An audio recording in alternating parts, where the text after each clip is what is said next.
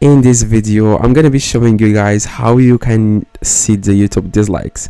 Now, you will be able to dislike the video, but you will not be able to see the amount of dislikes this video has. Now, as you can see, it has like 1.3 million likes, but the dislikes are hidden. Now, what you need, guys, is Google Chrome. You need to download Google Chrome if you don't have it already. Now, you want to download Google Chrome, and then you want to search for web store Chrome. Okay, you want to search for web store Chrome, and then you want to open this one, Chrome web store.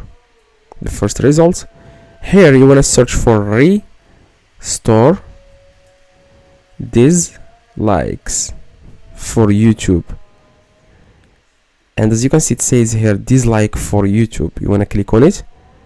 You want to then click on add to Chrome, click on add extension. Here you want to click on these extensions in the top right, so that you can pin this extension at the top. Click on this pin. You want to click on the extension, and now it says here dislike for YouTube. The extension is enabled. That means this extension is working now. Now we want to open any video on YouTube. For example, this video. I'm going to reload the page.